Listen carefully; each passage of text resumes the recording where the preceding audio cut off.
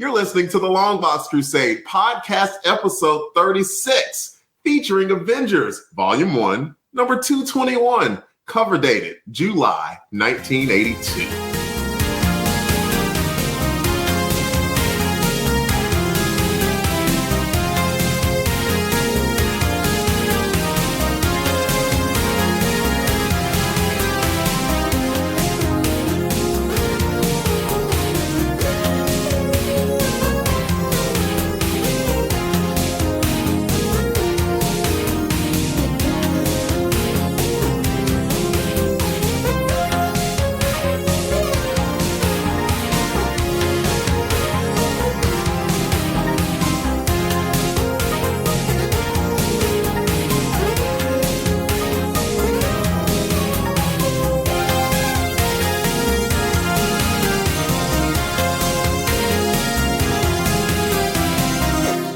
Hello and welcome to the 36th episode of the LONGBOX CRUSADE. I am your host, Delvin. Some call me the Dark Web, and the LONGBOX CRUSADE is a podcast where each episode, a random cover month and year is chosen, and then an issue is selected from one of the LONGBOX CRUSADE crew members' comic collection.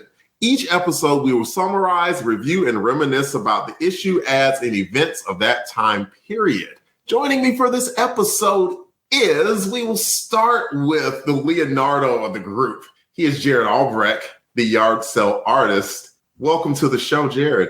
Well, hello. I'm happy to be here. I've applied to be part of this team now for, I think, 6 or 7 years. I'm hoping the paperwork goes through today, but I've been relying on Laurel for that paperwork. So, well, you know, the wheels of the LONGBOX CRUSADE turn slowly sometimes, and that's how it works. So if you wait about another 3, 4, 8, 15 more years, we'll get back to you.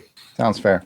Yep, absolutely. And we will move on to Jarrod's brother. He is which one is he? Is he the Donatello of the group or he's the Mike of the group? Nope, Donatello.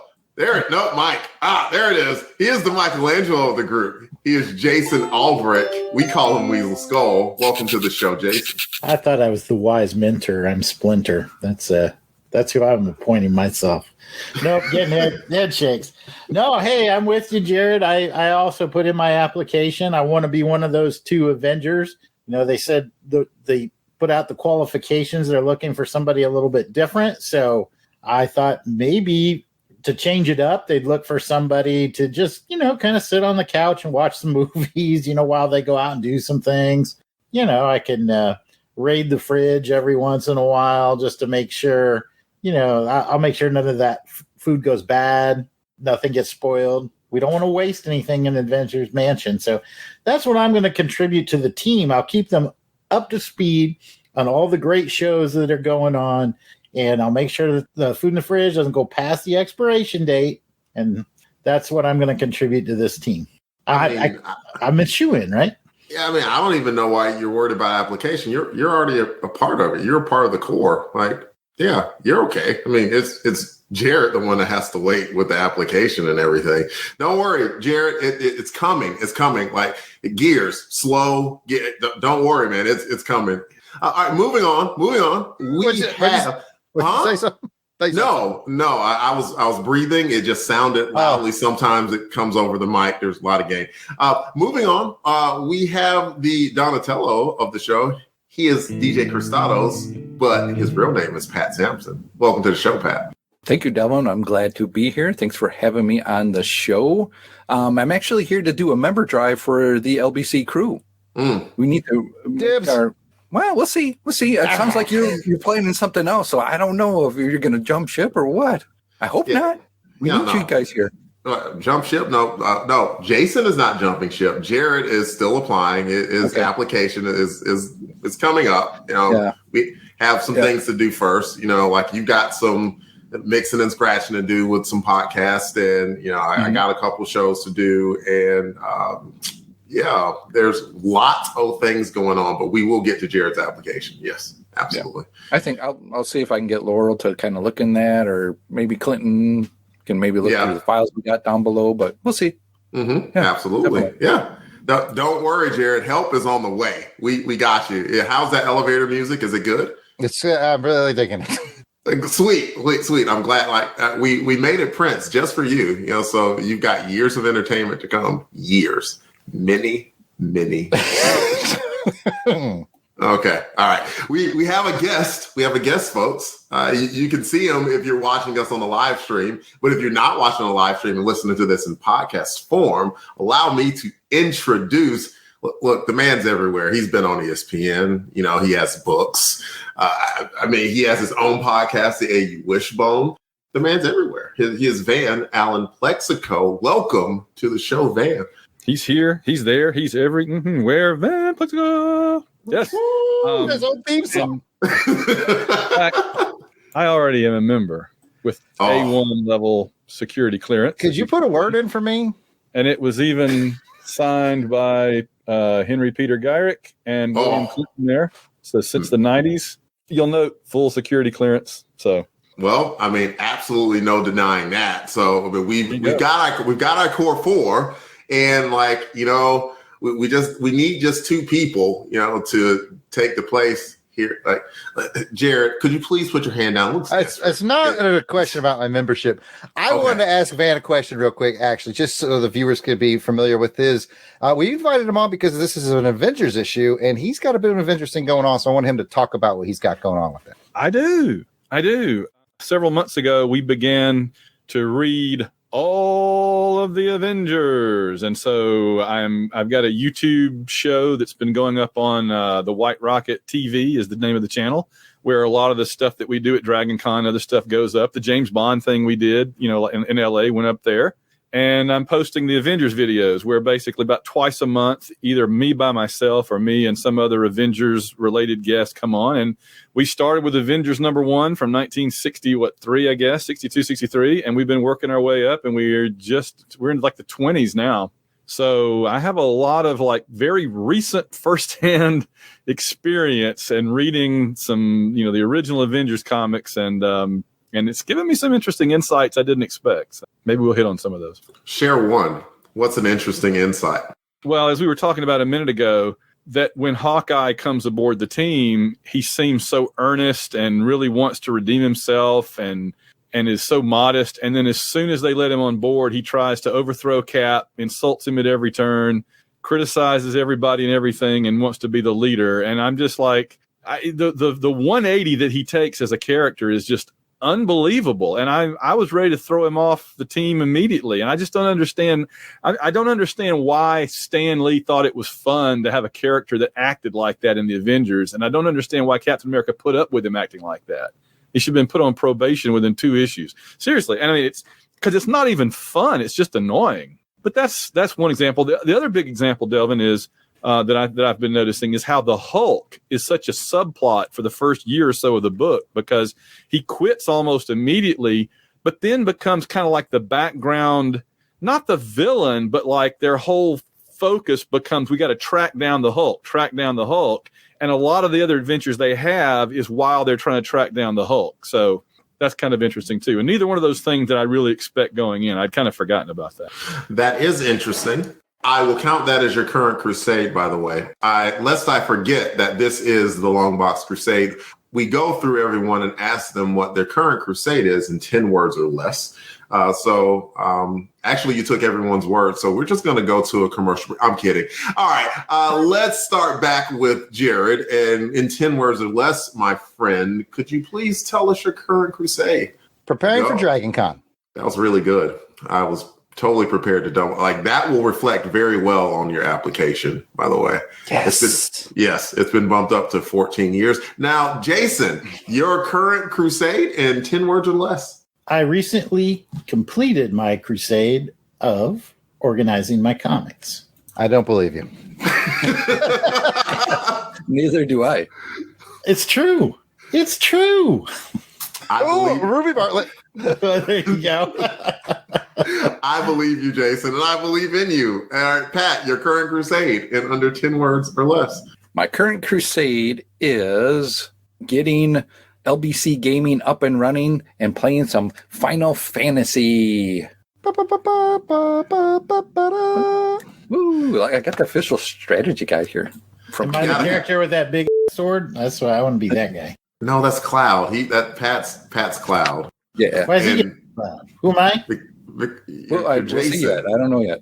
You're Jason. Like we've already discussed this. No. I'm somebody in that game. I want to make sure I'd be well represented in that game. You are somebody, Jason. Laurel! And I will get to my crusade. My crusade in 10 words or less is I have been working out with a silverback gorilla. There we go. That was 10 words or less. I don't even have to explain that. I want that to just hang by itself. And we invite you to be a part of the show by submitting your comments and memories, which will be read later on in the show. All links and pictures for this episode are in the show notes, which can be found at the website longboxcrusade.com. Please add the podcast to your favorite podcast feed or on Apple Podcasts. You can also follow the podcast on Facebook, Instagram, and Twitter at Longbox Crusade. We hope you come along with us on this crusade to read them all. I'm going to add one thing. YouTube, like us, subscribe to us. Now, before we get started with the episode issue review, let's take a quick podcast promo break. We will be right back. The Incredible Hulk and the Twins of Evil. In a mind-boggling attempt to destroy the Green Goliath, the Abomination and Wendigo join forces. Alone I can fight you to a standstill. Together we can render you helpless. Hulk only wanted to fight fair. The deadly duo leave the Hulk defeated. But suddenly... It's the Hulk. Keep away. Hulk no like people. It's okay, Hulk. We'll help you.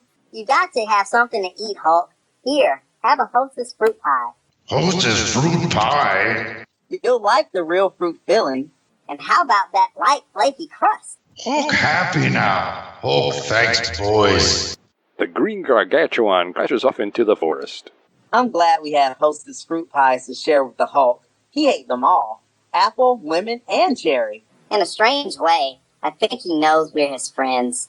Now Hulk take care of unfinished business. You get a big delight in every bite of Hostess fruit pies. Welcome back from the break. Today's adventure from the Long Box is Avengers Vol.1, number 221, cover dated July 1982. The credits for this issue are provided by Mike's Amazing World of Comics website, and here we go. The comic title, Avengers 221. The publisher was Marvel. Cover date, July 1982. The on-sale date was April 6, 1982. Cover price was 60 cents. The editor was Jim Salicrup. The writer was David Michelinie. The penciler was Bob Hall. That is hard to pronounce. The inker is Brett Breeding. The letterer is Janice Chiang. The colorist is Christy Shield. This book was reprinted in Avengers, I Am an Avenger, trade paperback, 2010. Avengers, The Trial of Yellow Jacket, trade paperback in 2012. The Marvel Masterworks Volume 310, Avengers, Volume 21, hardcover of 2021, and Marvel Unlimited. And here's Jarrod, who's working on getting to be a part of the core team with the cover description. I just started the second coat of wax on your car, Delvin. Man, I appreciate that. That was nice. That was so nice of you. All right. Cover description. The Marvel Comics logo is white letters on a black banner. The Avengers logo is yellow with blue highlights. There is no corner box. In its stead is a question. Who will be the newest member of the Avengers? The red backgrounded cover is nothing more than a roster of possibilities with their respective headshots. I'm going to go through a list of these possibilities, and I'm going to assign someone here on the panel to say the catchphrase or maybe something that person is thinking on the cover. And I know that I don't have to explain it beyond this because Delvin gets to go first because the first one is Power Man. What would he say, Delvin? Sweet Thanksgiving. Close enough. Next up is Spider-Man. Pat. Hey, Bunky. Next up, Wolverine. Van Plexico. Shut up, bub. Nice. Dazzler. Jason. Disco Fever. Hawkeye. Back to Delvin. I do more than shoot arrows. Okay. You don't. Rom. Pat. One more time, Pat. I can't get enough of that. The Invisible Woman. Van. How many teams do you want me to be a member of? Daredevil. Jason. Y'all got any legal issues? Ant-Man. Back to Delvin. Let me join. Hi. Let me join. The Hulk. Pat. Hulk hungry. Doctor Strange. Van. 15 million different outcomes of this issue, and you had to pick this one. The She-Hulk. Back to Jason. Y'all got any legal issues? Yes. You would do that. Oh, I'm so proud of you. Delvin, you got the easiest one of all. Black Bolt. All right, Pat, Spider-Woman. Hey, y'all. I'm totally Spider-Woman. I'm totally Spider-Woman, yes. And finally, it's the Silver Surfer. Back to Van. Forsooth in all the cosmos that I should be reduced to being on the cover of this stupid magazine. And we've rounded them all out. That's everybody who's on the cover. And with that, I hand it back to Delvin. Oh, man, that was highly amusing. I mean, you keep this up, man. I mean, upper middle management potential right there, Jarrod. I got to tell you. Okay. Cover and art. We should talk about that and what we thought about it. Let's start with Pat. Pat, what did you think about the cover and the art work contained within it?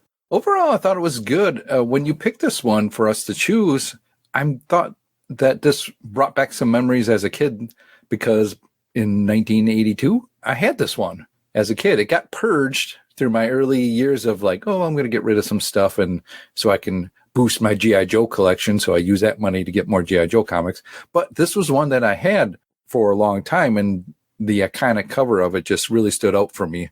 And I'm always like, well, who's that person that's missing? But it's Invisible Girl. Invisible Woman. And it always gets me every time. So I get duped by the cover. I'm like, is that like, maybe you can be there? You can be an Avenger too. And you put your picture there from your, your school picture. You put it in there. I think that would be pretty cool to have. You'd be sharing that box with Sue Richards, but that's not the too worst bad. place Not too shabby. Not too shabby. But overall, I like it with the portraits of the characters. Like Wolverine, man, that's what he looks like when he's clean shaven. Interesting. Yeah, looks almost respectable, doesn't it? Yeah, pretty cool. And as for the blank panel, we are living in an invisible world, and I am an invisible girl. We pass it on to Jason. Jason, what do you think about the cover and the art?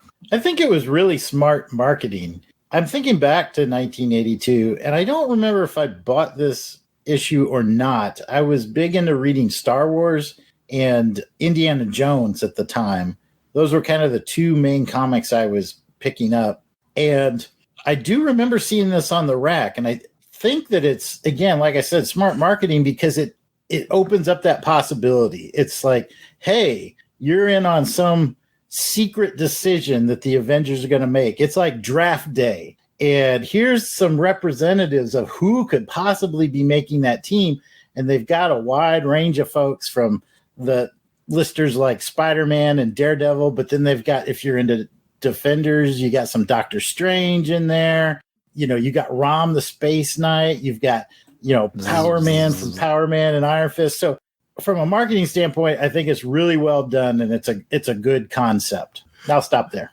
Totally agree with you, Jason. But rather than hearing me talk, let's hear Van talk. Well, first, I think it's funny that right there at the top in the second and third spots, you have the two characters that would be such a big deal when Bendis would have them join just a few years later, and they make such a big deal out of it. And here they don't even, Wolverine doesn't even appear, spoiler, in this issue, and Spidey gets a couple of pages. This cover, I'm very much of two minds about this cover, because I had a subscription during this time, so I was getting them regardless of what the cover looked like. I was going to have it. So as somebody who was just getting the issues and wanted a cool cover, I look at this and go, this is a terrible cover, because it's just a bunch of boxes. And then, like you keep pointing out, one of them doesn't even have anybody in it, because it's a joke, but it's a joke that leaves you with just an empty space on the cover. So I hated this cover as far as it came in the mail to me in a brown wrapper. But in terms of like marketing, like somebody said a minute ago, getting somebody to buy it off the spinner rack or whatever, I think it's a brilliant cover, because it asks a question and it asks you to participate. And not many covers ask you to participate, right? It's even got little check boxes next to each name where you can check them if you wanted to. Get your Sharpie out and ruin your comic, ruin that resale value. So, I mean, it's like I say, it's a terrible, terrible cover and a really, really smart, clever cover at the same time. So there you go. Van says terrible and clever. I'm interested in what Jarrod has to say. I'm going to completely agree with Van and Jason. Like, as far as an action-packed bang pow, it's not there. But it's the cover that if you're spinning this on the rack and you see it, you're like, oh, hell yeah, I want to know. I mean, they've laid it out for you. They've said there's going to be 2 new Avengers. they're on this cover more than likely. So are you interested in which two it's going to be? I'm like, I don't even read the Avengers, but I'm like, yeah, I'd like to know who's going to be on that. So yeah, low on action pack, but the marketing value is great. It's kitschy. It's memorable because of that. So interesting that it's not a whiz bang. We're fighting Galactus or Hoovervac, or I don't know the Avengers. I don't I do my best, but yeah, what a great marketing tool. I love it. And as for me, I picked this cover up last week, 1 week ago. There's a little mini con here at Charlotte.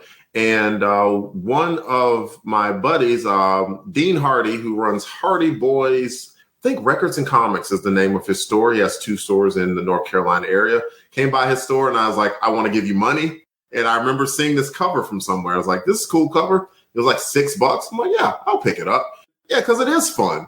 And it's cool that, like Van mentioned, like the first 3 characters are characters that weren't introduced to the Avengers for probably about 20 years later. It took another 20 years for Luke Cage, for Spider-Man, and for Wolverine to be a part of the Avengers. And some have never been Avengers. To my knowledge, Black Bolt has never been an Avenger. Neither is Doctor Strange or Rom, for instance, or Silver Surfer.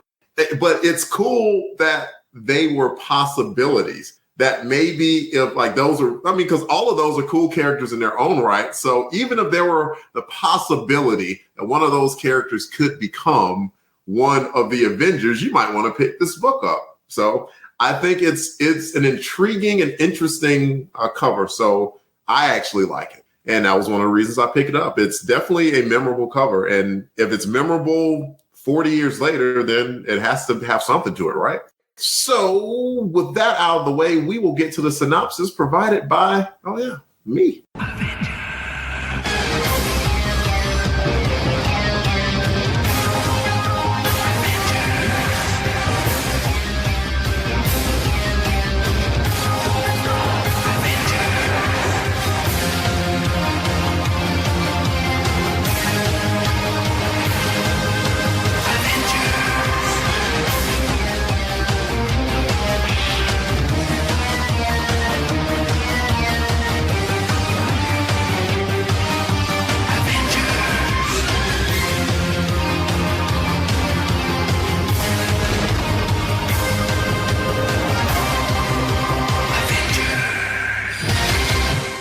The title of this issue was New Blood.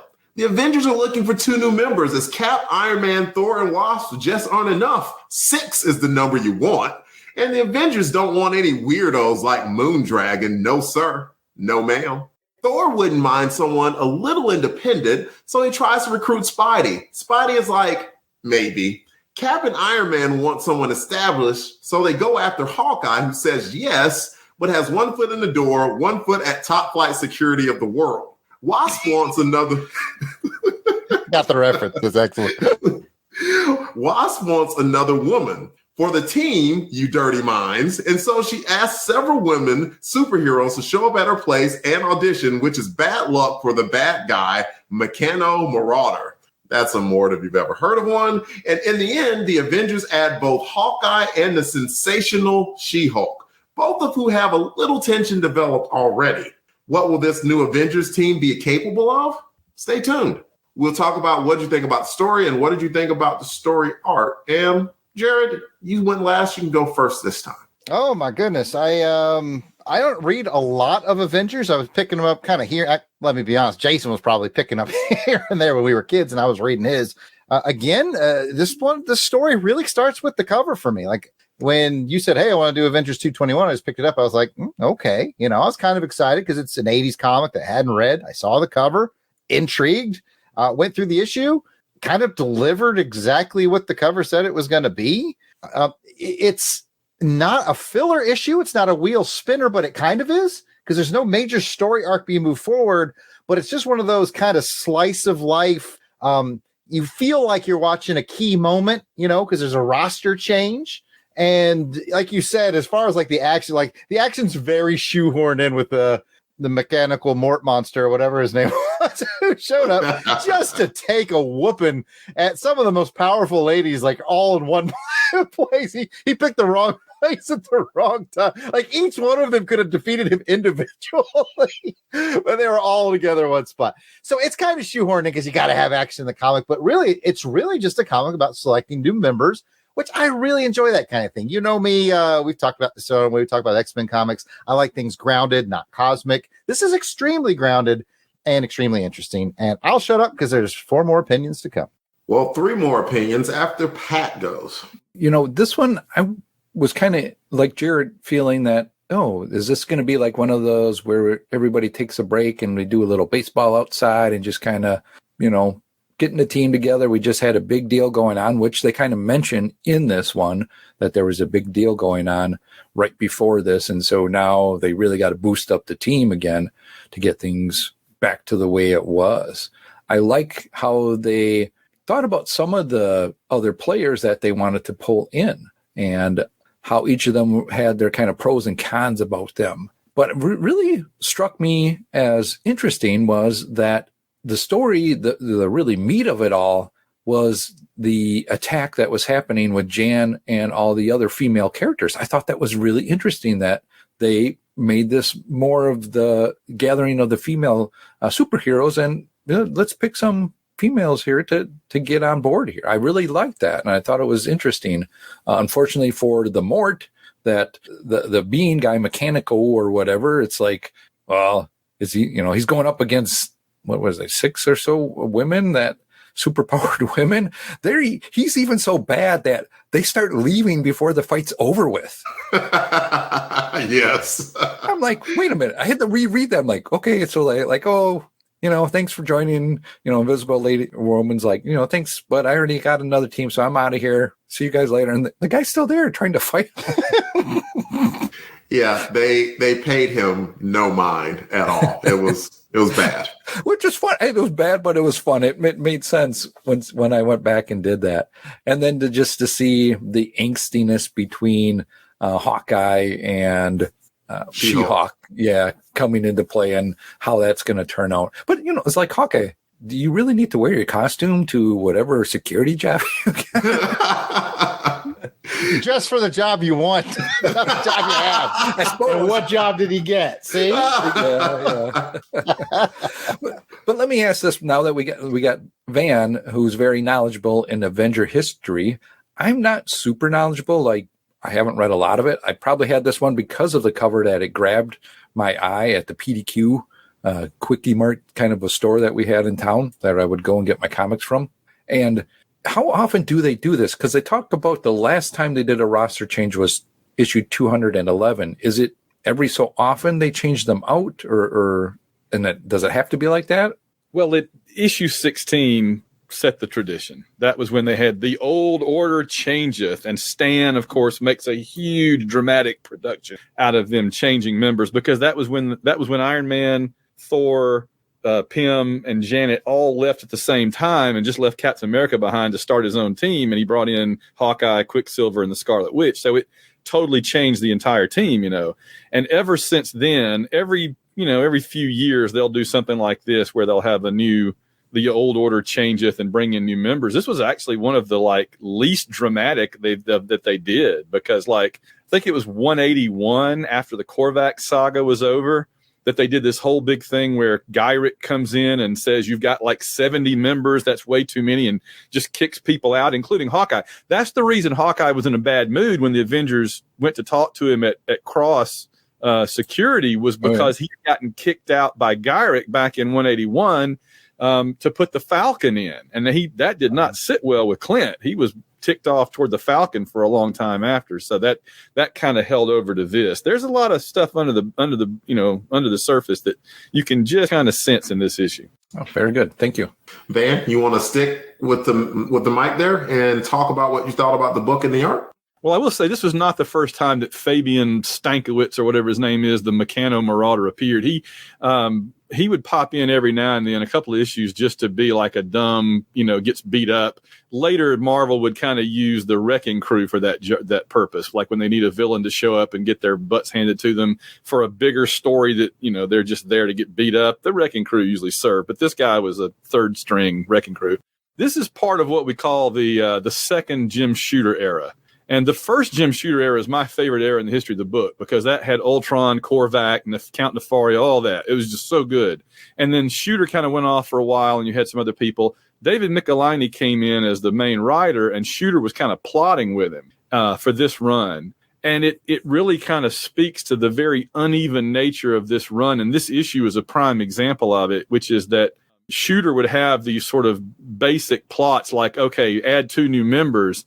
And then Michelinie would go in and make it kind of funny. So all the stuff you're seeing in this issue that's kind of funny is totally David Michelinie. The Meccano Marauder is a total Michelinie thing. The idea the women beat him up while they're still chatting with each other about the party, that's totally David Michelinie. All of Hawkeye being that's all David Michelinie. So I was really glad that he scripted this one, because I think if just Shooter alone had written it, I don't think it would have been as good. And I don't like this era really, because this is where they're really doing a lot of stuff to Pym that makes me upset as a longtime Avenger fan. This is the exact era where he punches Jan in the face, gives her a black eye. They get a divorce.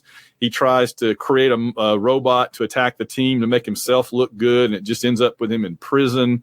This is like Jim Shooter drags Henry Pym through the mud for about 2 years, and it was frankly painful to read this era. It's not one of my. That's why when Jarrod told me this was the issue, I was kind of like, oh, it's from that era. Ooh, but then I saw the cover and I'm like, oh no, that was actually a fairly entertaining one from that that era. So I like this one better than most from this second Shooter run. I think, yeah, I liked it okay, mostly because of Michelinie. Nice. Jason, you have been waiting patiently, my friend. Go for it. I think one of the things that I really enjoyed about this book were the 2 Avengers that got chosen for the team. I like having Hawkeye on the team. He always kind of, to me, brought that everyman personality to it. In a team full of gods and geniuses, Hawkeye, somehow seemed to speak to me as kind of a common person. So I could kind of see the team through his eyes. Jarrod brought up the topic of it being grounded. And I thought, as I looked at the art of this, how even the Avengers Mansion back then, like today, it looks all, they're like in the body of a god, basically. That's their headquarters now. But this was back in the Avengers Mansion, where you have common furniture, cups of coffee strewn about, and it looks like an every person's kind of headquarters, and you get that grounded feeling. And finally, with She-Hulk, this has always been an interesting dynamic as I've read through the Avengers, that relationship between Hawkeye and She-Hulk, which starts off pretty rocky here, but over time they really develop an admiration and a respect and a likeness, a fondness for one another. And I'm thinking forward to like the Search for She-Hulk series that Jeff Johns did. I think that was like in the early aughts, and how Hawkeye really plays a pivotal part in finding and rescuing She-Hulk and bringing her back into the fold. So there's a lot of seeds here in this issue that triggered my memory of things that I was really fond of going down the road. And it's very well grounded. This is the A-level team. This is the NFL, or the major league of superheroes, if you will. But when I read through this, I have a fondness for just how well grounded that it is. So, those are kind of my thoughts. I'll wrap it up there. And what I'll add to it is what struck me about this, and it was 40 years ago, but it felt quaint, like compared to the Avengers that I've read relatively recently, because I'm a few months behind.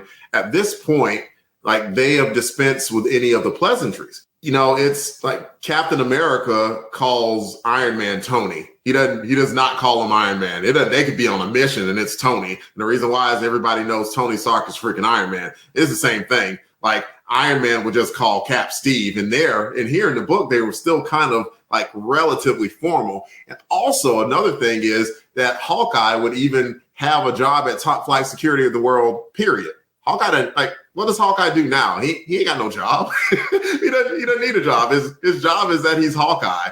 And that's the same thing with like Cap. I don't know if at that point, because I know in the 70s, they tried to balance out Cap sort of being an artist and he was doing something else. And him being Cap was a secret identity. And somewhere along the way, they very smartly just dispensed with that whole idea and just said, no, Captain America is Captain America. He doesn't really have any secret identity, and nor should he. It just really doesn't make sense.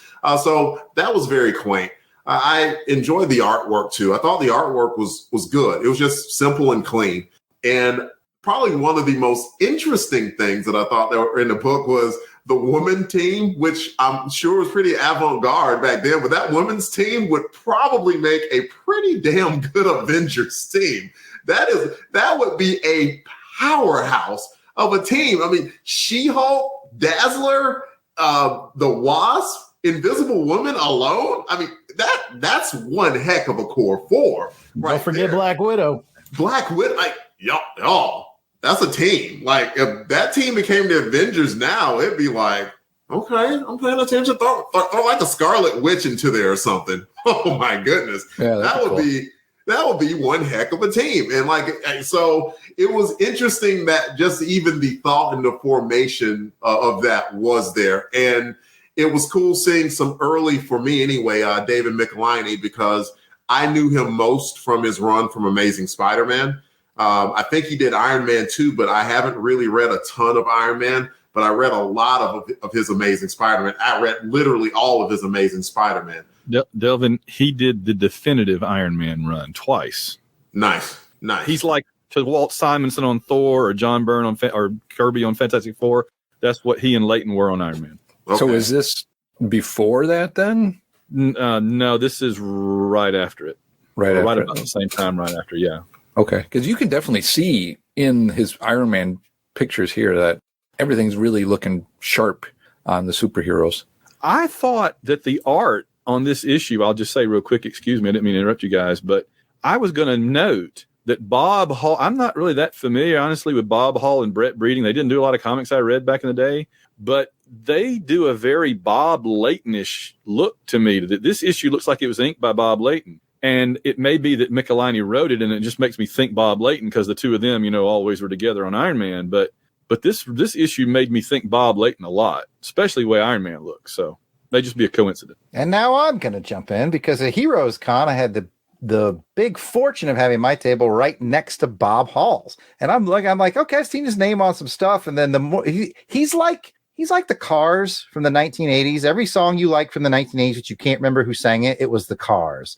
Like every time, like, oh, he drew that. Oh, okay, Bob Hall drew this. Like, he's just that guy that kind of floated around, and he does these little squares. He calls them his airplane sketches. I have a Bob Hall original. Yeah, I'm going to show off of the Joker here. He does these little squares that he calls them airplane sketches because he does these in the airports and on the airplanes when he's going to cons. So he shows up with about 30 of these and he just lays them out on the desk, and they're like $60 each. And if you're like me and you're a cheap bastard, you wait until the last day and he's got a couple left, you go, hey, you got anything on sale? And I think he gave you this for like $40 or something like that. But man, he's worked on G.I. Joe, Batman, clearly the Avenger, like you name it. He's touched on something. And so very prolific and a great guy too. So I just want to shout out for Bob Hall while his name was in the room. He was the guy that was kitty corner, right? Yep, just right over my back shoulder. Like I was the end of the L, and he was the beginning of the next L. Yeah, son of a gun. How is that for a coincidence? I remember the guy, and was like, I remember seeing the name. It's like I could not think of anything that he wrote, and sure enough, like we come around right full circle, and we're talking about a book that he drew. That's awesome. Gentlemen, do you have any other comments about the story or the art? I like how Ronald Reagan was the one that was signing the new roster, officiating in the new roster. I thought that was cool. You're mistaken. It was Nancy. No, I said R. Well, maybe she was forging his signature. Just a little political humor. I'm joking. Does anyone else have Van has something. Yes, Go for it. The Reagan thing is exactly what I was going to mention, because if you notice on the desk, there is a picture of Nancy, but it's behind the much more obvious picture of Bonzo. There is a picture of Reagan holding Bonzo. From the movie Bedtime for Bonzo. Bedtime for Bonzo. Bonzo. That's blocking the picture of Nancy. Oh man, I was like so excited. That's such a Michelini. I wouldn't be surprised if David put that in the script and said draw Reagan holding Bonzo on the desk, because that's so. I love it. I didn't even notice it. I didn't even realize it was. I read this too fast. That's awesome.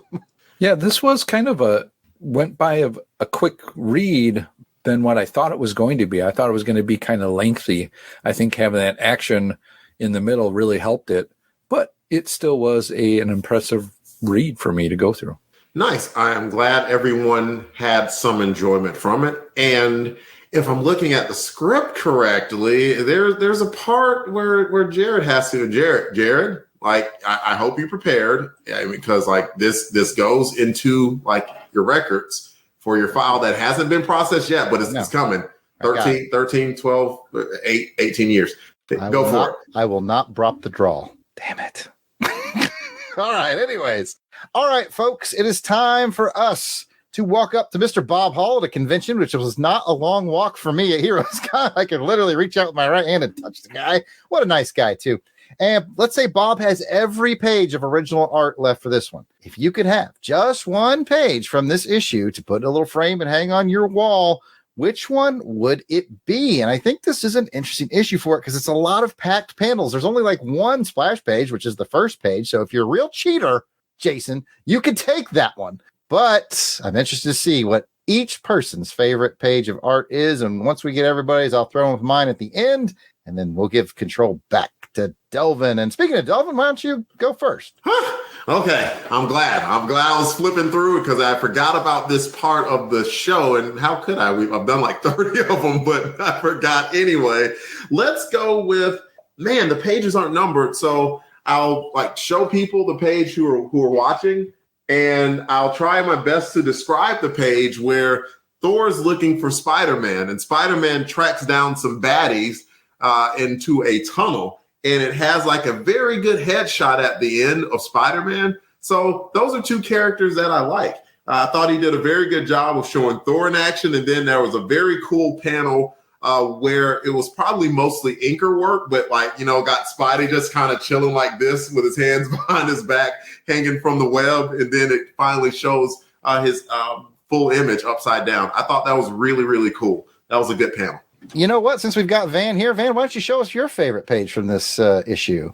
Okay. We'll do exactly what you just said and go to the splash page. Nice. I did notice that, by the way. I've been commenting on all of the Avengers on how they would cram so many little panels and so much dialogue into those early issues. It takes a long time to read one of Stan's comics. I mean, my gosh. But this one has a lot of panels and a lot of, not as much dialogue, but a lot of panels too. But I'm not cheating to take this page. The reason I would want this page is that it's got that very Bob Layton looking Iron Man, and it's got them all in the mansion kind of hanging out with the big round table, the big three, and Jan really should be part of the big four. Honestly, that's the big four if you ask me about Avengers history. And I really dig that. I like any time that the Avengers are just in the mansion hanging out in costume, though. You know what I mean? It's like they're not like hanging out in bathrobes or T-shirts working out. They are there ready to fight, Kang or something, and yet they're hanging out having coffee, and Jarvis is bringing them sandwiches and stuff. So I really like that. I like that page a whole lot. It's very nice. Very nice. Pat! Well, I'm going to kind of piggyback off of what Van said of just kind of them hanging out. I'm going to go with the page that just has Thor kind of sitting there reading his book in that nice comfy chair. And Jarvis is bringing him some mead, at a certain temperature, at 78 degrees temperature. And I also like that Thor, he's a big guy and strong and very wise. But he asks Jarvis, what would you do? And I thought that's kind of cool that he includes Jarvis as somewhat of, the behind the scenes member of the Avengers. Cool. I like that. Yes. Leadership trainer Jarrod fully approves of that. asking the guy who's been there since the beginning might have some good ideas. Not a bad move. I'm glad you picked up on that, Pat. I meant to mention that in my story coverage, and I forgot. So thanks for bringing that up, Pat. That's awesome. I think that's everybody. Not quite. All right, here we go. What you got, Jason? I'm going to go with the last page. I think that really sums it up. It sets up the next chapter of the Avengers. You got your new team. I like the Hawkeye, She-Hulk element there. Like I said, this is really establishing a relationship that's going to keep moving forward and build upon this moment for decades. And you wrap it up with the Avengers, the new Avengers. I think this is a great page that sums up the issue and really highlights a lot of the stuff I love about the Avengers. So last page for me. I want to add something real quick, Jarrod. I like this page too, and it was just really cool that they showed you like the height comparison and the difference where you've got Janet barely, just reaching over and giving Hawkeye a kiss, and then She-Hulk has to bend down in order for Janet to reach her. And that's actually kind of cool too. Like, it just kind of shows what a sweetheart Janet is. And that's really been a staple of her since she's been around, where she's been the fashionista and all like that, but she really has been one of the glue characters of the Avengers ever since they've been around. And she's kind of awesome. Absolutely. I was going to say that same thing. So good eye, Delvin. I was going to point out the tippy-toe Jan for She-Hulk, even though She-Hulk's hunched way lower. Anyway, you caught it. A good catch. For my favorite page, I'm actually going to go with, I think it's content page 3. So you got to go all the way back the other way there, man. Yeah, right there. It's on the right. I like this one because you get cool capey Thor. You get Iron Man and Cap together. You get Jan, and then you get the 1, 2, 3, 4 of each of them right across the bottom. If I could change anything, I wouldn't give Bob Hall any crap, but I wish there was just a little more maybe backgrounds on those bottom 4. But hey, man, if you got to crank out this many pages in a month, I will cut Bob a little slack, and I do dig it. So those are our favorite pages.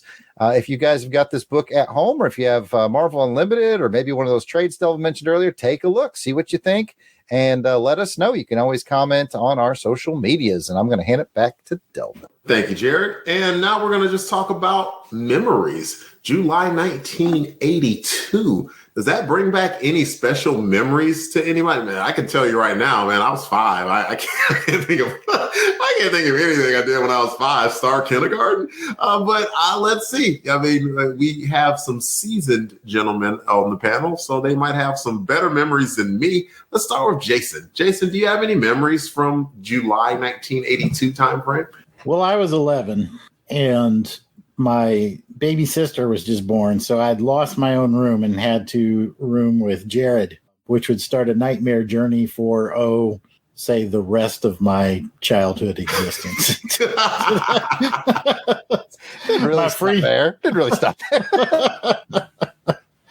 No, I think 1982, I mentioned it before. I was mostly collecting Star Wars and Indiana Jones, but I was starting to get interested. I started dabbling into some Spider-Man.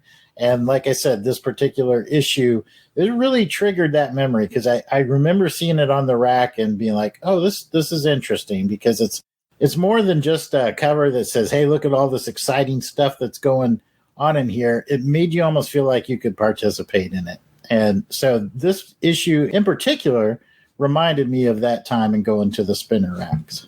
Awesome, Jason. Let's go to Pat. Like Jason, I'm in about that same age group. So July of 1982, we got some good stuff coming up in the music, so I'm really interested in that. But what brings me back is that I can remember it's summertime, and so what I would do as a kid, I'd be at the pool all day from the morning to the night, and they would have like different sessions, and then just hanging out at an open pool, watching people dive and, getting on the high dive. In between, I would go to the PDQ that I mentioned, and I'm probably picking this comic book up off the rack, with whatever change that I had, along with getting some, different candies that you could buy at the store. So just a lot of fun, lovable memories this brings back. Did you get the Astro Pops? No, but I do love them. I think, would get those, the Sweet Tart ones, where it's like one color is one, and then the other color is the bottom. It's the round ones, and Those are fun. Nice. Or maybe even some candy cigarettes, but no heroin. Van, what about you? Summer of '82 makes me think of I had just gotten finished with 8th grade junior high and was about to go to high school. And we were at the tail end of losing to Alabama 9 years in a row. But that fall, Bo would go over the top and we would beat Alabama and beat Bear Bryant in his last. You can stop right there. Fantastic story. Let's move on. I'm kidding. Go ahead. It is a great story. But that was a great summer, too, because we had Blade Runner, The Thing, E.T., Star Trek II, The Wrath of Khan, Megaforce. I mean, Conan the Barbarian. There were just a lot of really good big movies that summer. And that was a great, great, great summer in the movie theater. So I was in the movie theater or at home reading comics pretty much. And yeah, that's what this certainly makes me think. Nice. We will now go to the second youngest person on the panel. That would be Jarrod. You know, because I was pretty young, I'm going to need Jason's help with this memory. But there was a convenience store that we used to ride our bikes to. Jason and I were living in Muncie, Indiana. Jason, you remember the name of that convenience store? Oh, gosh. It was like 2 letters, I want to say. It was like the P&W or the L. I don't remember. Oh, man. I'll let you think on it. Yeah, let me think on it a minute. Anyways, they used to give us, I think it was a penny for every aluminum can that we brought up there because I think they were recycling them for 5 cents, but they'd give us kids a penny.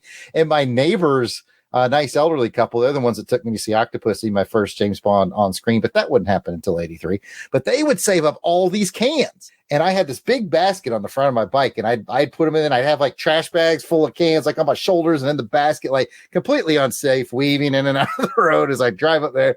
I'd ride up there, usually with Jason, and he'd have cans too. We'd give him like 200 cans, which was $2, which was enough to grab a couple of comics. And this is how Jason and I would do it, you know, and we'd grab those comics and bring them back. And that's how we were doing comics in the summer of 82. And then come nighttime, sometimes Jason would take pity on me and bring me along over to his buddy John's house. And we'd watch, for those of you in the Midwest, remember this, we'd watch Sammy Terry in the evenings. He was like the local host that would put on scary movies from like the 50s and 60s at night. And that was summertime viewing right there. And that's what I remember about the summer of 1982. Like Count Floyd. Ooh, scary kids. Ooh. Yeah, or who's the guy that does it now? He's big on Twitter. Spenguli. Yeah, it's a lot like that. Yeah. We had a guy like that too. Terry. Man, I wish I could remember the name of that. It's going to bother. I'm going to remember at 2 a.m. what the name of that convenience store was. Yeah, because that reminds me, because it was like Valentine's Day, because both my best friend John, who lived on the same street as us, as Jarrod was saying, he and I both had a crush on April Sparks when we were in grade school. It was Valentine's Day, and I had to go and get I wanted to get her some chocolates, right? So John and I decided we would both go in. We would throw in get her some Valentine's Day chocolates. So we drove up to, and I can't remember the name of the store, but we were going to get some of the Valentine's Day candy from this convenience store. It's like a 7-Eleven if you think of it like that. But they had like Star Wars cards and baseball cards. So we bought some of those. By the end of that time, we didn't have enough money for the Valentine's Day chocolate, so we ended up getting her a bunch of penny candies like Tootsie Rolls and those chocolate footballs that are wrapped in the gold foil. And we found an old cigar box and threw it in there, and that's what we smooth operator. That's what we gave her. Yeah. Don't know why that never worked out. Don't you? I mean, there's a little bit, but it's okay. I mean, you were young and you were much smarter and wiser. Man, it was probably the football candy. It would probably show something different. Yeah. I wish I cannot think of a single doggone thing from July 1982. I know that at 5 years old, that school year, I started kindergarten. So there was that. And I remember I didn't last long at that first school because I went to the neighborhood school, and then somebody decided that I was smart. Keep in mind, this is Birmingham, Alabama. So, I mean, how high could the bar be? I'm from there. That's why I can say that joke. And they moved me to the magnet school later on at the start of 83. And the rest for me was nerd history. So that's the best memory that I have from 1982. That brings us to the end of this part of the show. Got a comment or question? Send us an email at contact@longboxcrusade.com or make a comment on the Longbox Crusade Twitter, Facebook, or Instagram page and YouTube. You can call us and leave a voicemail that we might play on the show. Leave us a message at 707-532-5269. That's 707-532-LBOX. Pick up the phone. Man, Jarrod, with the drop in, I'm moving the process up. Now, 7 years tops. Now, that's awesome. We will be right back. You are about to see the first public exhibition of an entirely new form of entertainment.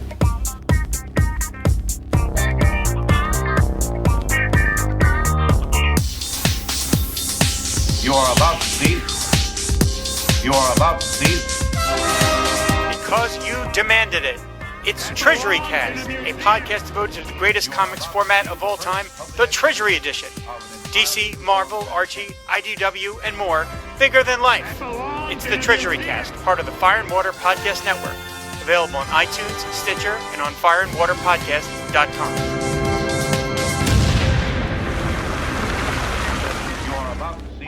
Welcome back from the break. Let us continue with the show. Now it is time to scan through the featured issue of Avengers 221, Volume 1, let's not forget, for the top ads that stood out to us in a segment called Add It Up. Add it up. We are going to talk about some of the ads that stood out in the issue. Like, can we show those on the screen too? Man, you're awesome, sir. And it's probably better than the very terrible pictures that I took when they asked for me to take them. But we will now talk about what ad stood out to us most in the book. And Van, since you were the one who could provide us these awesome images for the viewing audience to see, why don't you go first? Okay. There weren't a lot of great ads. I don't think we had a Hostess fruit pie ad in this one, which is a big disappointment because that's always a surefire attention getter. I gotta say, I hate this version of Willy Wonka. It doesn't look anything like Gene. There was one that I thought was going to win, and that was, and somebody else may mention it, the Dungeons and Dragons ad. But I'm going to go with, oddly enough, I'm going to go with this page right here for two reasons. One, it's got Rom, and I have kind of this weird relationship with Rom in the sense that I subscribed to his comic for like 4 or 5 years. I kept thinking he was too much like the Silver Surfer in every way. And then when he fought Galactus and became his herald briefly, I'm like, okay, he totally is Silver Surfer. This is dumb. Why are they doing this? But I did have the toy, and the toy was cool. Did the toy go like this? Wouldn't bend the elbows. It was kind of knees, but it was kind of stiff. But anyway, and the other half of the ad is actually for Grit. And you remember those Grit ads? I always wondered how many people out there were buying, Grit newspapers and what exactly they were reading in it. And I did a little research for a while back for some other project. And it turns out that like the family that owned Grit owned like half of Williamsport, Pennsylvania. And they donated the land for the baseball stadium that the Little League World Series is on, which is why the Little League World Series is played in Williamsport, Pennsylvania. You'll notice right there on the comic, Williamsport, Pennsylvania. So Grit has a very tight connection to the Little League Baseball World Series. Isn't that crazy? Who would have ever thought it? That is really dang cool. That's awesome. I don't know if anyone's going to top that. I mean, I know I'm sure not, but I don't have to worry about that. You know what? Jarrod is always good at speaking extemporaneously, so he's going to do a good job. No problem. If you go a couple pages to the right, Van, you will land on the bullpen bulletins page. There we are. You took mine. And I know I did, Pat. I thought I might have left you Dungeons and Dragons, but I want to be just as cool as Van with the research on this. So I've selected Bullpen Bulletins page because it had G.I. Joe #1. G.I. Joe is cool and I love it. That's all I got. Oh, that was going to be mine too. It is also from Rhode Island. Make up something. We won't know it's true. Okay, I'll tell you something that is true about G.I. Joe. And they are out of Rhode Island. They're big Boston Red Sox fans, the owners of Hasbro. And so much so that one of the Joe's, Cutter, has a Boston Red Sox cap on.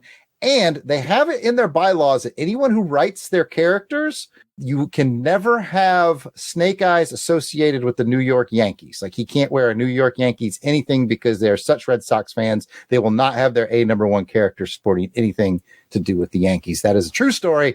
That's all I got. It's not as cool as Vance, but I tried really hard. Hey, I thought you did a great job, and I support that level of petty, to be honest with you. Absolutely. If I owned G.I. Joe, you wouldn't have no Alabama Crimson Tide on nothing. I wouldn't even let the bad guys have it. I'd be like, Destro is too cool for Crimson Tide stuff. You know what? Raptor is too cool. Oh, shoot.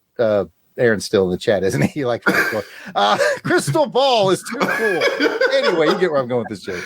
I do, and I 100% support it. Pat, were you going to piggyback off the G.I. Joe love there? Well, I was going to choose that one just because it's the G.I. Joe first issue came out around this time. So that's where they're kind of represented it there. But I will take the Dungeons and Dragon one since we're talking about companies and where they're from. The Dungeons and Dragons is TSR.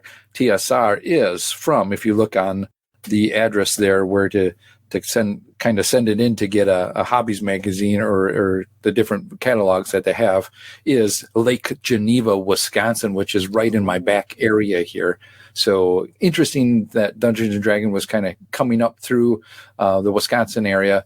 And, it's D&D. I like that. I like the role-playing aspect of it. D&D's nuts. Yep. Thank you.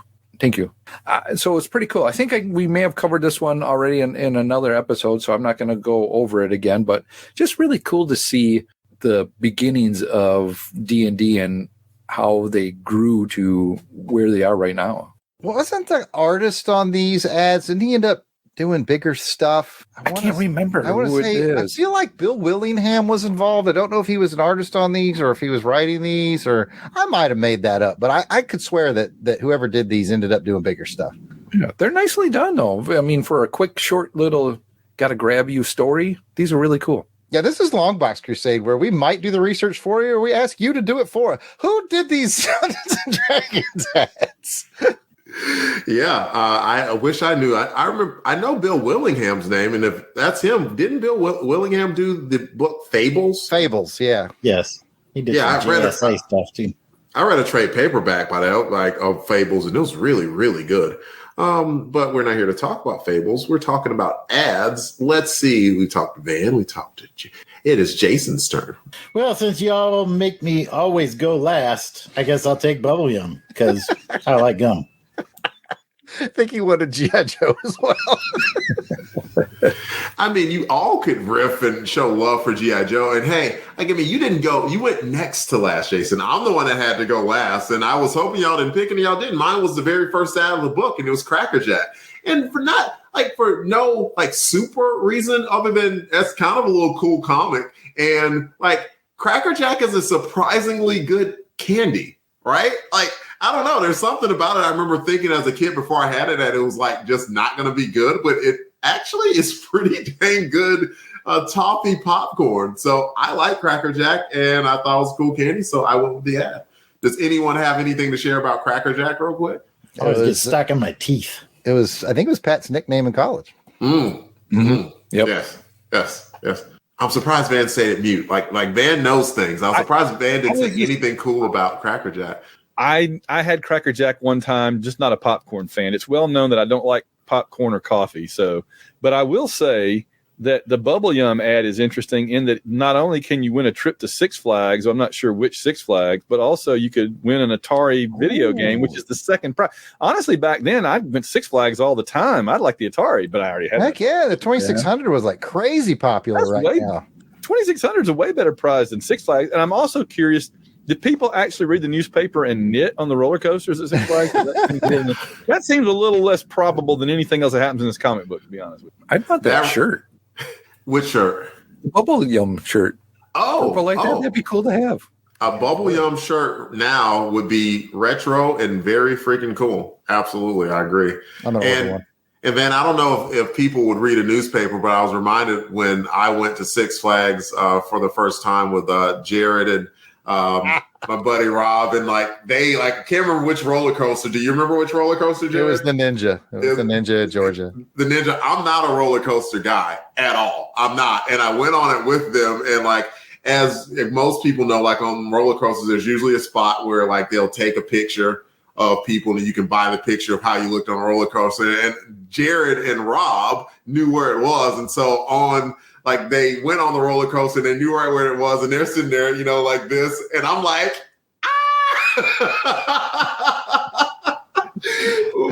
good times. Looking terrified out of my mind. So I don't know whether or not anyone would be reading a newspaper, but there are some people who are very casual about their roller coaster use.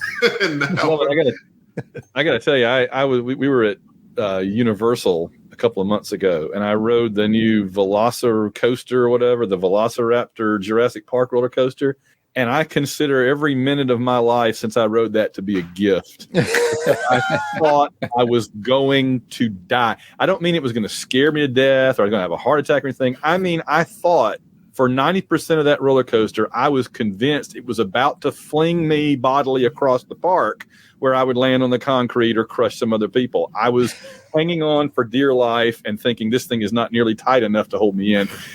I do never again will I get near that insane roller coaster. Good gosh. Amen to that. And but they spared no expense. Do you have a comment on this? Let us know. Email us at contact@longboxcrusade.com or comment on the Longbox Crusade Facebook, Twitter, Instagram, or YouTube pages. You can call us and leave a voicemail that we just might play on the show. Leave us a message at 707-532-5269. That's 707-532-LBOX. Pick up the phone. Now, let's continue on with this next segment called Way Back in Time. Once again, it is time to take another revealing peek back into history. What famous date shall I set it to today, Mr. Peabody? July 1982. Got it. And here in Way Back in Time, we talk about major news, and we're going to start with Van. Well, I noticed that on July 14th of that year, the musical film adaptation of Pink Floyd's The Wall, directed by Alan Parker and starring Bob Geldof, and written by Roger Waters, though interestingly, none of the band members actually appear in the movie, only Bob Geldof and other actors, premieres at the Empire in Leicester Square in London. I'm a huge Pink Floyd fan. I just saw El Monstro live. They're the big St. Louis Pink Floyd cover band. They're amazing, and so I'm a big Floyd fan. I liked it, yeah. We don't need no education. Yeah, there was one of the coolest teachers that I had my senior year at Auburn. He wheels in the TV like we were in elementary school, and we're like, "What's going on?" And he pops in the tape and starts playing the video for Pink Floyd, The Wall. And I can't remember what it transitioned to, but that was a really cool lead. So that was so good you can't remember the lesson. Yeah, the important thing is I saw The Wall and it was cool. All right, Pat, go with the next one, please. I'm going to go with one from July 24th, the single that everybody knows, "The Eye of the Tiger." It's the thrill of the fight. Let me tell you something, Pat. If you went to Auburn University, you'd hear it at every sporting event. Oh, I believe that. I would believe that, yeah. But this by Survivor from the Rocky III soundtrack starts its 6-week run at #1 on the U.S. charts. Wow. It's a fantastic song. And yes, I'm biased, but even without the bias, I think it's a pretty dang cool song. And essential 80s. Absolutely. Jason, go for it. Oh, no, Jarrod had something. Go for it, man. Oh, I was just going to say, how it's played at the beginning of every Auburn sporting event, when they're announcing the lineup. I totally pull a Fletch. Remember Fletch when he dreamed that he was in the Lakers? I dream that I'm playing for the basketball for the Auburn Tigers. You're starting center, 6'3", 6'8" with the afro. It's Jarrod.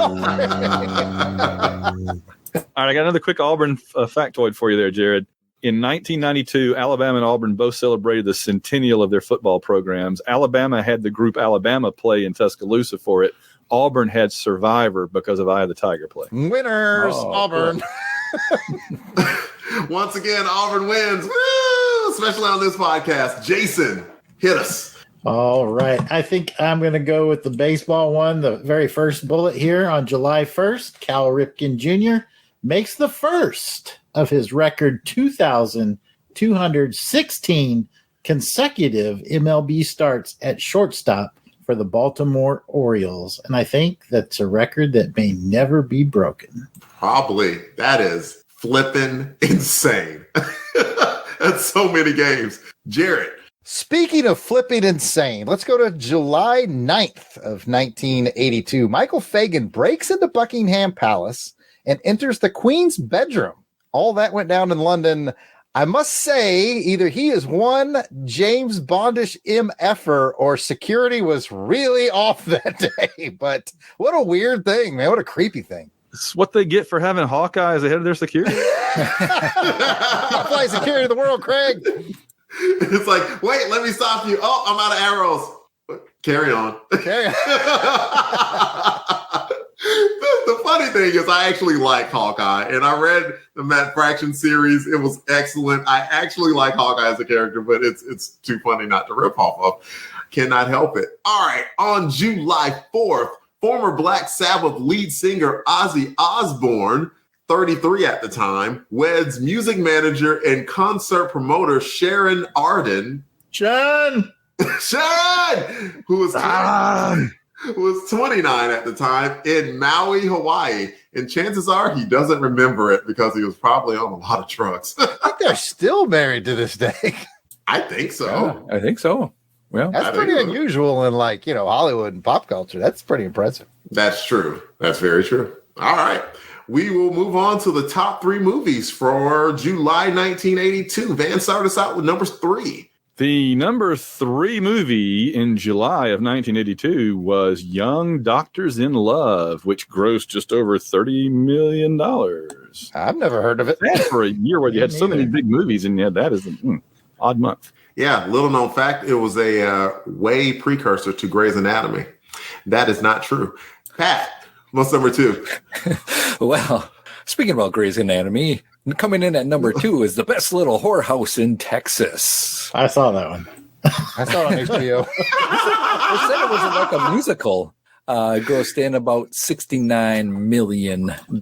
Yeah, Burt Reynolds and Dolly Parton, man. Mm-hmm. I remember because she had that saying. She says, it's a business to do pleasure with you, gentlemen. That's right. I remember that. All right. Well, I get the distinct honor of coming up with the number 1 movie of 1982. I've seen it. I've enjoyed it. It's a little flick called An Officer and a Gentleman. It's got Lou Gossett Jr. I can't remember the name of the guy who starred in it, but it's got Lou Gossett Jr. Richard Gere. Thank you, Richard Gere. Mayonnaise. I got no place else to go. Well, I tell you what, he had somewhere to go because he made about $129 million for the movie studio. So I'm sure he got paid for that. Was that the song Love Lift Us Up, Where We Belong? Got that right, Delvin. Very good. Yeah. He's carrying Deborah Winger, I can remember her name, out at the end of the movie. And I believe that's the song that plays on the outro. Mm-hmm. Nice. I'm so happy I remember that. We will move on to the top 3 songs according to Billboard at the time. And we'll start with Jason. Well, Delvin, I'm going to need your help here so we can do the tour. Ebony and Ivory live together in perfect harmony. Yes. Side on my piano.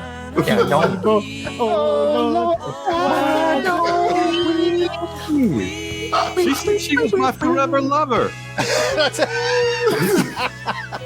It's a different. Ebony and Ivory with Paul McCartney and Stevie Wonder, 2 legends of the industry. I mean, you don't even have to say any more about that. The number 2 song at the time was Rosanna by Toto. Meet you all the way, Rosanna. Yeah, we're in my wheelhouse now, fellas. Whenever we do the 90s, I'm like, I don't know. I don't know these songs. Look, I mean, these songs are, of course, they're classics by definition now. They're 40 years old, but yes, I mean, come on. Ebony and Ivory, Rosanna, yes, easy money. Van will hit us with the number 1 song at the time. Don't you love me, baby? Oh, that's nice. Don't you love me? Oh. Humanly. Wait, Their own human. That much is true. Man, everybody is singing the 80s. I tell you what, man, if you ever, like, I have Apple Music, and if you go to like 80s soft hits, you will not switch the song. Like every song is like, oh, not if you're men or women of a certain age. That's all I'm saying. And me at 45, I'm like, ooh, that song's awesome. Ooh, that song's awesome. Oh, that song's awesome too. So like, here we are, 1982, 3 songs, absolutely recognizable. Number 1 song, just in case you missed it over all of the singles, was Don't You Want Me by the Human League, who also has some great songs. Oh man, I'm Only Human. Oh man. This is why we do Longbox Crusade, so we can remember awesome stuff like this. Keep feeling fascination, Devin. Oh, that's a good one. Another good one. Yeah, yes, that's a good song. Man, yeah, Human League has some good ones. Are they a British group? Oh, they've got to be, surely. If they're not, they're honorary because they just seem like it. Yeah, they got that sound, that certain sound. Yeah, like I absolutely could imagine the Human League like doing like a James Bond song, especially at the time. Like if they didn't pick Aha or Duran Duran, they could have picked the Human League. And now I am imagining the Human League doing a Bond song, and it's pretty awesome in my head.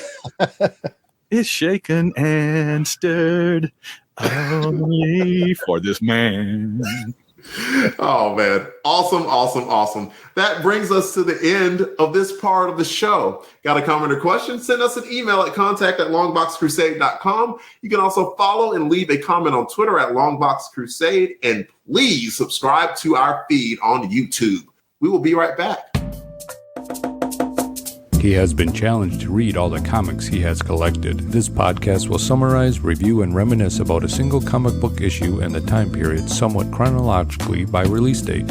He keeps a stack of comics near his bedside for when the time is right. Who is this interesting comic fan and what is the podcast? Hello, my name is Pat. I don't normally do podcasts about the comic books I read, but when I do, I podcast about them on The Longbox Crusade. Listen to it on iTunes, Stitcher, or on thelongboxcrusade.com, and check out the Facebook page. Read them all, my friends. Welcome back from the break. Now let's get back to the feedback part of the show, where we share your comments, emails, questions, likes, and shares in a segment called Crusader Comments. As always, we are thrilled to kick these off with special shout-outs to our Crusaders Club members.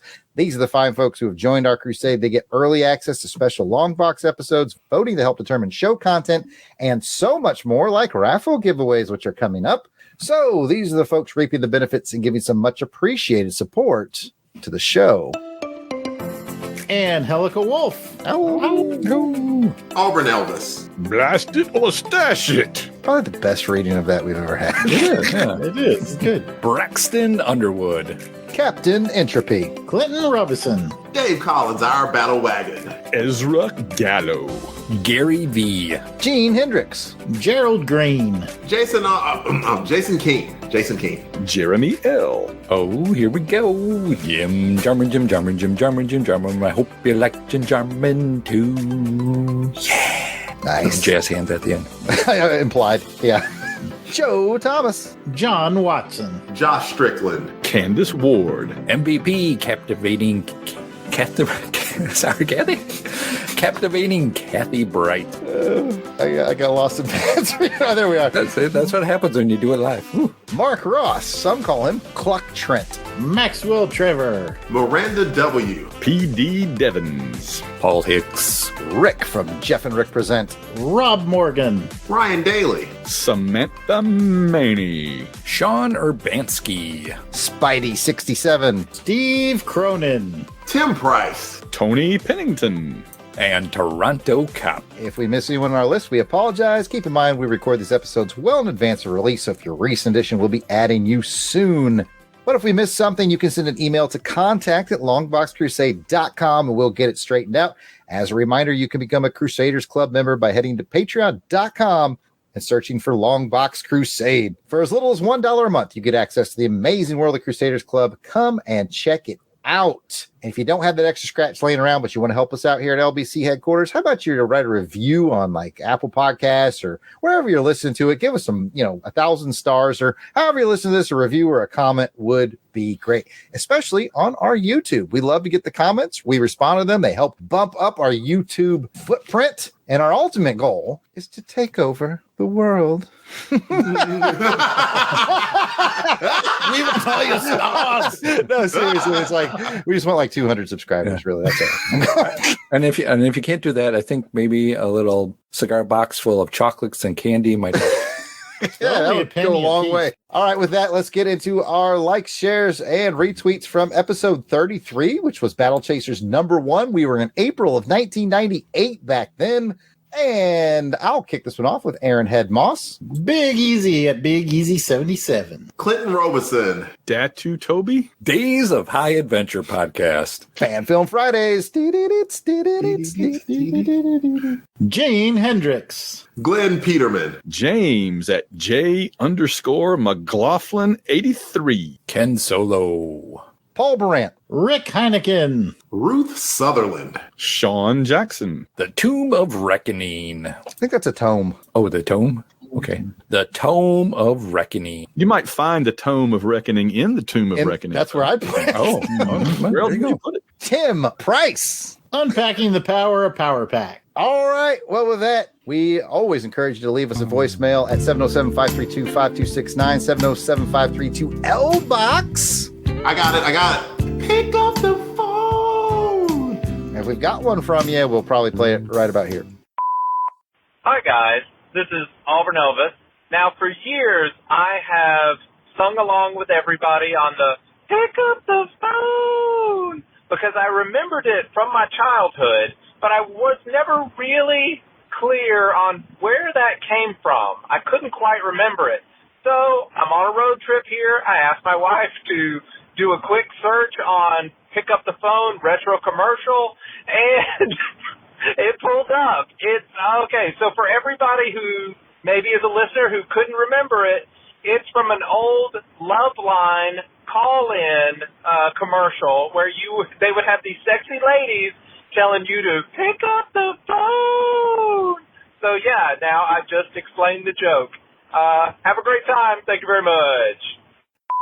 Thanks, everybody, for the likes, shares, follows, and comments. We appreciate your friendship and helping spread the word on this podcast. Ladies, gentlemen, that is the show. Please be sure to check out the website, longboxcrusade.com, where posts will be made for journaling this crusade. I want to thank Van Allen Plexico for playing along with our fun games and hijinks. Jarrod, Jason, Delvin, wait, no, that's me, and Pat for joining me on this episode. But before we go, let's find out where the listeners can find us on the internet, and we will start with our guest, Van Allen Plexico. Pretty much the easiest place to find me is just go to www.plexico.net. Plexico. It's like Mexico, but with a PL. www.plexico.net.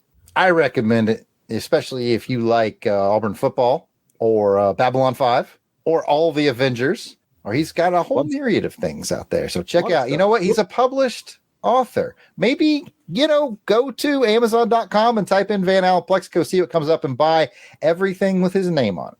You recently had a new book released, didn't you, Van? Validus V, a novel of giant monsters and giant robots. I have a whole box of them in my car. I've been selling them out of the back of my trunk, $5 a book all week long. Yeah, I put in my order for 2 copies. Yeah, I think I cut you a deal too for $5. And before we get into any more illegalities, Jarrod, can you tell us where you can be found? Certainly, I'm at Yard Sale Artist, Twitter, Facebook, Instagram. It's all at Yard Sale Artist. You can check out my wares at www.theyardsaleartist.com. If you need $5 Van Plexico books, just give me a call. They're in the back of my car. Jason. You can find me at Weasel Skull on Twitter or Jason Albrick on Facebook and Instagram. If you're on the West Coast and need some Van Allen Plexico books, give me a call. And I got some in the back of my car. Had no idea. I started a cottage industry of illicit black market sci-fi novels. Wow. Bootlegs! Pat? Well, Delvin, I'm glad you asked. You can find me at Christatos01. Also, I have a minivan full of Van Allen Plexico books for $5. And last but not least is me, I guess, DE_RAY1977 on Twitter. And I'm only down to 3 books myself. So we have covered coast to coast of selling Van Allen Plexico's books out of the back of our cars. Should have made crack or something. I had no idea. Just no heroin. Yep, you're the Walter White of fiction. It's also important to note and to finish this bit out that Jarrod is now an official member of the Longbox Crusade. His paperwork was sped up, everybody. Woo! Yes, thank you. Congratulations, Jarrod. May you survive the experience. Yes, I know that's X-Men, but you know what? I had to say it anyway. I feel like I'm the Jack of Hearts of this group, and there's no way that could turn out badly. Oh, man. Oh, yeah. We got more stuff to read. I should get to it. If you want to interact with us via live chat like we're doing right now, actually, and be entered to win some free stuff on our live raffles like we're about to do, join us for our next episode of Doing It live stream over on YouTube. We do them every second Sunday of the month, and we always start at 3:30 p.m. Central Time. You can get signed up for that by looking up Longbox Crusade on YouTube. Please subscribe to our channel and click the bell so you get reminder notifications for when we go live. Thank you for listening, and we hope you have enjoyed this episode of the Longbox Crusade. Got comments or questions? Email us at contact@longboxcrusade.com or leave a comment on the Longbox Crusade Facebook, Instagram, or Twitter page at Longbox Crusade. Until next time, take care, and please join us for the next episode as we continue on the crusade to read them all. Sell them all for $5 each.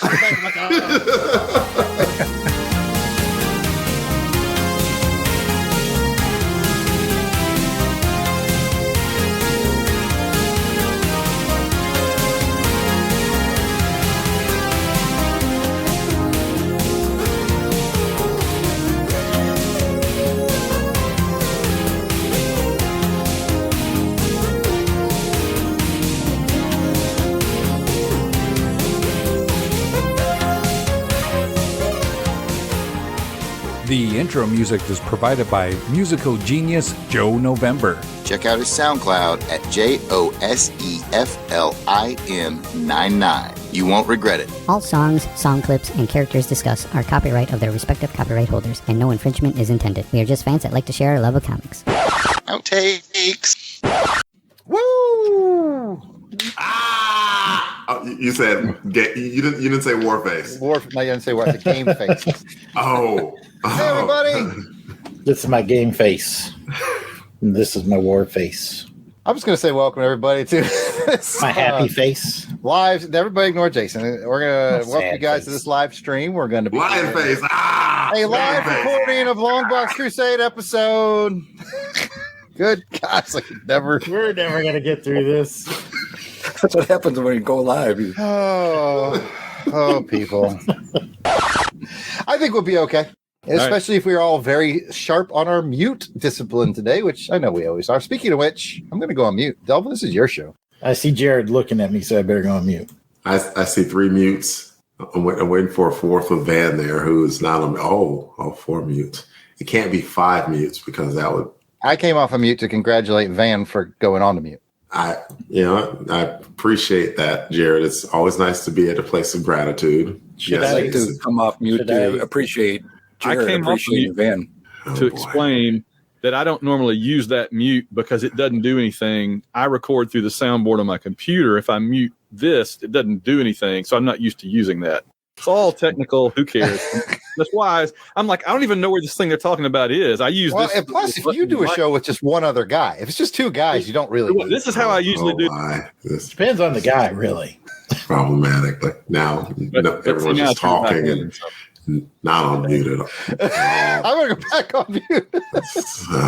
Okay, all right. Now everyone is back on mute again. See, like how hard it is. Listening audience to lead this group of monkeys, it's not easy. That's all I'm saying. That's me, the leader. I'm the Leo of the group here, and no one else. That's why anyone else came off of mute to say this is bull crap. What? What is the irony is you're wearing a red shirt, Raph. Jarrod, set the example. Go on mute. Muting. What is wrong with you? We're running a show. I think it was the village pantry. Yes, the VP. That's why I was thinking 2 letters. You got it. It was the Village Pantry. And I was thinking VP. VP is 2 dumb letters to put next to each other, though, if you ask me. Look at the sad face right there. I'm sorry. I take it all back. Say every word. Oh, I get it. Delvin got it first because he went to a magnet school. I was like, wait a minute, whose name starts with a V? It's not mine. Process of elimination. Mine has a V in it, but it doesn't with me. Add it up. See what you got. You got to add